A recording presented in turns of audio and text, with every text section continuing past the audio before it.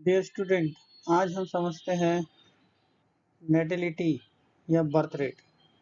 तो नेटिलिटी या birth rate समझने से पहले हम रेट को समझेंगे। रेट क्या होता है? रेट क्या होता है कि किसी भी इवेंट पर कोई चीज के ऊपर कितनी बढ़ेगी या घटेगी। जैसे पॉपुलेशन है, वह किसी समय पर समय क्या हुआ, इवेंट, उस पर कितनी बढ़ेगी या घटेगी, तो हम उसको बोलते हैं रेट। रेट नेगेटिव भी हो सकता है, पॉजिटिव भी हो सकता है। तो यहाँ पर हम देखेंगे दो चीज, नेटिलिटी या बर्थ रेट एंड मॉर्टेलिटी या डेथ रेट। तो हम पॉपुलेशन कैरेक्टरिस्टिक से आज दो कैरेक्टर लेंगे, नेटिलिटी एंड मॉर्टेलिटी। तो यहाँ पर देखते हैं बर्थ रेट क्या होता है, जिसको हम बोलते हैं नेटिलिटी, जिसको हम बी से प्रदर्शित करते हैं। B is equal to number of individual per unit area upon average population. प्रत्येक एवरेज पॉपुलेशन पे प्रत्येक समय में कितने नए इंडिविजुअल्स बढ़ गए, जुड़ गए, तो उसको हम बोलते हैं नेटिलिटी या बर्थ रेट। दो प्रकार की होती है, एब्सोल्यूट नेटिलिटी या मैक्सिमम नेटिलिटी।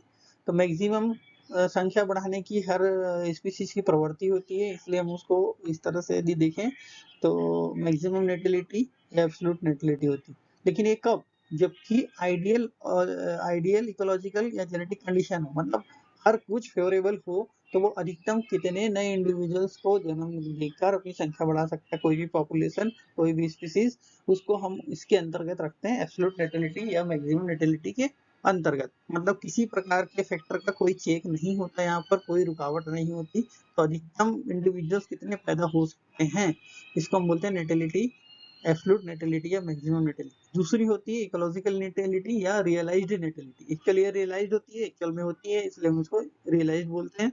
और इकोलॉजिकल कंडीशंस या फैक्टर्स जो है उसको कंट्रोल करते हैं, इसलिए हम इसको इकोलॉजिकल नेटिलिटी कहते हैं।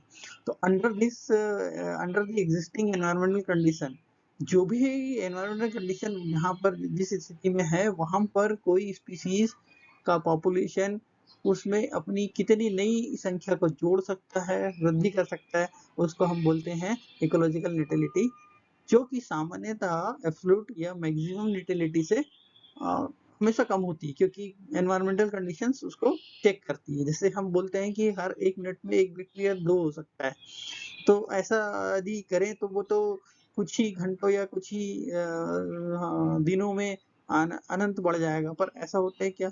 अनंत तो बढ़ ही नहीं सकता कोई चीज, क्योंकि कंडीशन फेवरेबल नहीं होती। फूड रिजर्व जो होना चाहिए जिसके कारण वो अपनी संख्या बढ़ाए, वो होगा नहीं।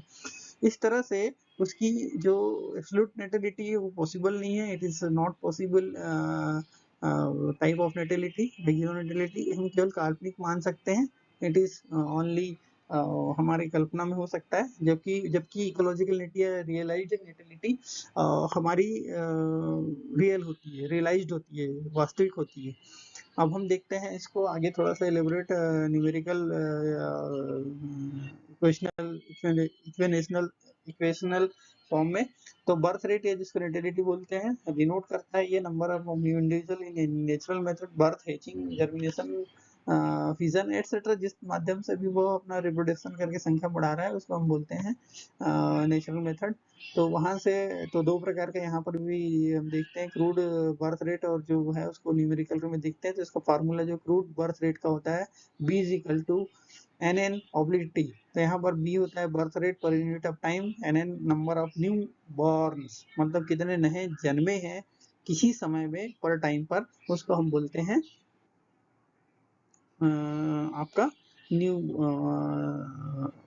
Crude birth rate.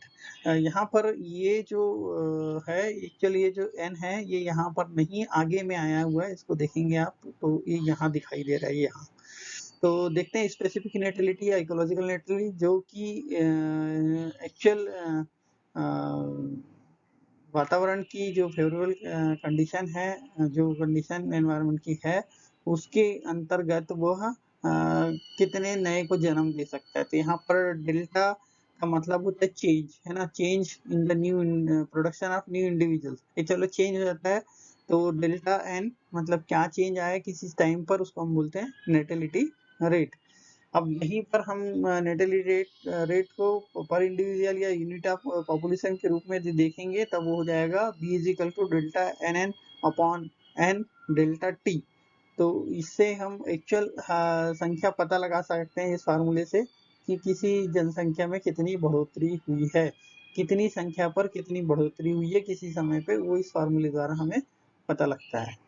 आगे देखते हैं मॉर्टेलिटी की बात करें। मॉर्टेलिटी जैसे हम जानते हैं कि हर जीव अपनी संख्या बढ़ाना चाहता है, तो पर उसी के विपरीत वो अपनी संख्या कभी घटाना नहीं चाहता, लेकिन फिर भी नेचुरल रीजंस हैं डेथ होने के, नेचर ने व्यवस्था बना के रखी है कि डेथ होना ही होनी है, इसलिए यहाँ पर मॉर्टेलिटी होती है, हर किसी जीव की मॉर्टेलिटी होती है।